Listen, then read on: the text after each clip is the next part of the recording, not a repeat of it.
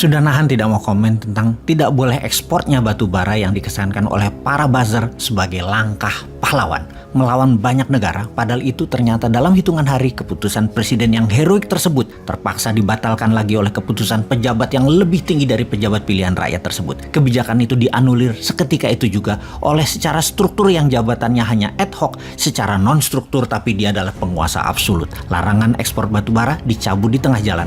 Hal ini menjadi komen Bosman mempertanyakan apa sih yang terjadi, di mana wibawa negara, tergesa-gesa atau memang dikendalikan oleh oligarki. Oke lah, kita bedah sekarang. Pastinya strategi pertama untuk dikesankan menyetop ekspor batu bara adalah untuk berkesan hero atau pahlawan sumber daya alam. Ternyata kita semua tahu apa aslinya.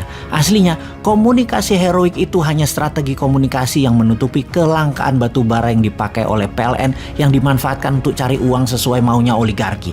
Naiknya harga DMO batu bara sesuai harga pasar ini sungguh menyakitkan hati masyarakat. 2 kali loh harga pasar itu. Inilah masa di mana negara dikendalikan oligarki terang-terangan dan rakyat hanya diem saja, juga pejabat-pejabat lainnya diem saja. Inilah masa di mana batu bara yang merusak alam karena penghasil karbon terburuk diproduksi gaspol sampai Tiongkok punya cadangan hingga 5 tahun ke depan dan PLN beli batu bara harganya mahal. Harga pasar. Efek dari gaspolnya batu bara tadi di mana oleh Newmine kalau berkuasa akan ditutup, ada 2 hal yang akan terjadi. Yang pasti terjadi adalah naiknya hutang APBN atau naiknya tarif dasar harga listrik. Kalau tarif dasar harga listrik tidak dinaikkan, maka subsidi beli batu bara PLN pasti pakai APBN. Kalau APBN nggak kuat, harga listrik negeri Wakanda akan menjadi negara bertarif listrik termahal di dunia dibanding dengan income per kapita penduduknya. Sungguh, menurut Bosman yang otaknya sederhana itu, menaikkan harga DMO batubara sesuai harga pasar adalah keputusan terblunder menambah daftar amburadulnya manajemen bernegara.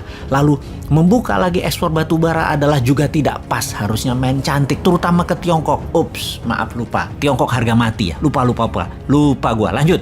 Oke lah, sesungguhnya mainan tingkat tinggi di atas itu nggak akan terasa ke rakyat kecuali harga listrik naik. Rasanya hal ini tidak mungkin dilakukan, yaitu harga listrik naik. Yang pasti adalah harga listrik disubsidi yang ditanggung oleh APBN dan pastinya pakai hutang dolar lagi yang bayarnya sampai kapanpun nggak akan bisa, yang akan membuat beban generasi berikutnya.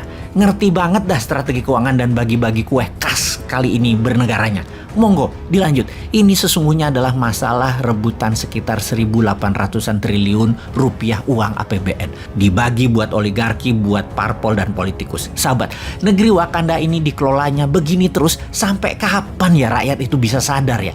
Ibarat kita ini pegawai, perusahaannya hidupnya tuh ngutang, omset turun, profit nggak ada. Lalu pemilik dan pengelola perusahaan yang ngutang sana sini dengan menjamin aset perusahaan negara. Rakyat yang cuek dan tidak sadar akan bilang yang penting gua kan digaji, dinaikin lagi gajinya biar nggak ngomel maksudnya. Sebenarnya kalau kita lihat pembukuan sudah parah ini perusahaan. Pejabatnya banyak yang sudah punya pengaman aset di luar negeri, ngumpulin harta selama menjabat dengan mengubah banyak kebijakan perusahaan yang menguntungkan dirinya dan kroninya. Rakyatnya alias pegawainya sesungguhnya sudah di pinggir jurang dan pemilik perusahaan tersebut yang sesungguhnya pegawai juga karena public company tidak sadar karena masih dapat dividen walau dari pinjaman semua, dan ini membuat mereka terlena. Tapi oke deh, daripada terus ngomong hal yang fakta, lebih baik kita tambahin dengan video berikut ini. Kalau kita bicara 50 tahun yang lalu, jarang ada oligark yang langsung menjadi kandidat yang berkampanye dan coba menang. Dan itu sebenarnya karena oligark itu takut terekspos.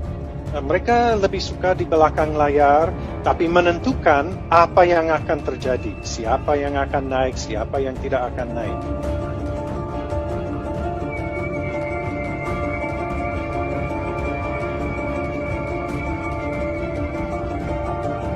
Kita lihat zaman ini sekarang, jauh lebih banyak oligark berani langsung menjadi calon. Nah, apakah ini baik atau tidak? Di satu sisi, mungkin ini baik karena lebih transparan. Kalau dunia ini dikuasai oleh oligark, lebih baik kita lihat mukanya langsung. Dan mereka duduk di DPR, di kursi presiden. Turunan dari merebaknya oligark ini ke political corruption. Jadi mereka masuk bukan korupsi nyuap pejabat untuk apa, tapi menentukan isi undang-undang. Dan di tengah pandemi ini mereka telah berhasil untuk mengegolkan undang-undang batubara yang baru. Itu oligark bener itu, karena cuma 6 perusahaan menguasai 70% produksi batubara.